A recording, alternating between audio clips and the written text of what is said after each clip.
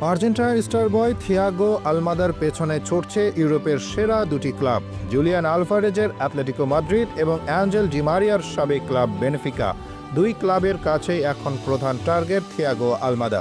তাকে পাওয়ার জন্য খরচ করতে হবে 40 মিলিয়ন ইউরো। তবুও আগ্রহী ক্লাবের তালিকা দিন দিন বাড়ছে।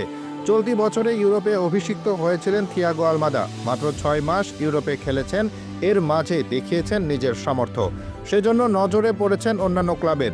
এসি মিলান, বেনেফিকা, অ্যাটলেটিকো মাদ্রিদ সহ কয়েকটি ক্লাব তাকে পাওয়ার চেষ্টা করেছিল। বর্তমানে টিকে আছে বেনফিকা এবং অ্যাটলেটিকো মাদ্রিদ।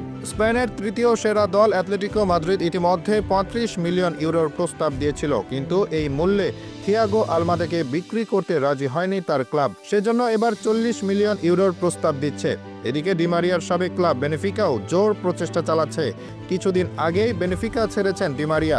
তার বিকল্প হিসেবে থিয়াগো আলমাদাই সেরা পছন্দ। সেজন্য বেনফিকা তাকে পাওয়ার চেষ্টা করছে। আর্জেন্টিনার বিশ্বকাপ জয়ী স্কোয়াডে সর্বকনিষ্ঠ সদস্য থিয়াগো আলমাদা। বিশ্বকাপে আর্জেন্টিনার হয়ে আলমাদা বেশি সময় সুযোগ পাননি, কারণ দলে ছিলেন অনেক অভিজ্ঞ তারকা। বিশ্বকাপের পরেও শুরুর একাদশে তার জায়গা পাওয়া কঠিন ছিল, তবে সাম্প্রতিক সময়ে তিনি হয়ে উঠেছেন আর্জেন্টিনার ভরসার জায়গা। মেসি ইনজুরিতে থাকার সময় থেকেই আলমাদাকে শুরুর একাদশে রাখা হচ্ছে। এ পর্যন্ত বিশ্বকাপ বাছাই পর্বের 4টি ম্যাচে শুরুর একাদশে নেমেছেন আলমাদা। বদলি হিসেবে নেমেছেন আরও 2 ম্যাচে, তাতেই করেছেন 4 গোল কন্ট্রিবিউশনের রেকর্ড। এরকম দুর্দান্ত একজন ফুটবলারকে পাওয়ার চেষ্টা চালাচ্ছে অ্যাটলেটিকো মাদ্রিদ, কারণ আগামী সিজনে দলটির একাধিক খেলোয়াড় ক্লাব ছেড়ে যাচ্ছেন। অ্যাঞ্জেল কোরেয়া ইতিমধ্যে ট্রান্সফার নিশ্চিত করেছেন। সেজন্য থিয়াগো আলমাদাকে চাচ্ছে অ্যাটলেটিকো মাদ্রিদ। এদিকে বেনফিকার একজন অ্যাটাকিং মিডফিল্ডার দরকার, যিনি হবেন ডিমারিয়ার রিপ্লেসমেন্ট। সেক্ষেত্রে থিয়াগো আলমাদাই সেরা পছন্দ। তার মতো একজন প্লে মেকারকে দলে পাওয়া যে কোনো ক্লাবের জন্য বড় কিছু, কারণ থিয়াগো আলমাদা ইতিমধ্যে নিজের জাত চিনিয়েছেন। তাকে ভাবা হচ্ছে মেসির বিকল্প। সেটা এমনি এমনি নয়। মেসির মতো তিনিও খেলা তৈরি করতে পারেন, বানাতে পারে, নিয়ন্ত্রণ করতে পারেন খেলার গতি। আবার হঠাৎ করে ম্যাচের মোড় ঘুরিয়ে দিতে পারেন একক সিদ্ধান্তে, যেটা আর্জেন্টিনার সর্বশেষ 2 ম্যাচেই দেখা গেছে। 2 ম্যাচেই তার গোল কন্ট্রিবিউশনে নির্ধারিত হয়েছে ম্যাচের ভাগ্য।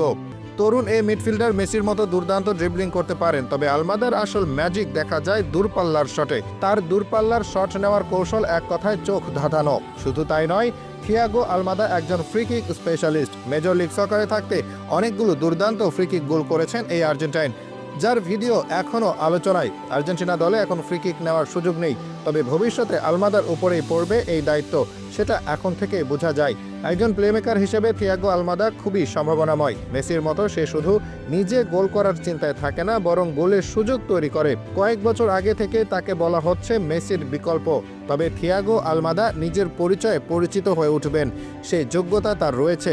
এতদিন বেশি একটা সুযোগ পাননি, এখন আর্জেন্টিনা দলে তাকে নিয়মিতই দেখা যাচ্ছে। সেই সুযোগটাও দুর্দান্তভাবে কাজে লাগাচ্ছেন থিয়াগো আলমাদা। আর্জেন্টিনার সর্বশেষ কয়েকটা ম্যাচে তিনি অন্যতম সেরা পারফর্মার।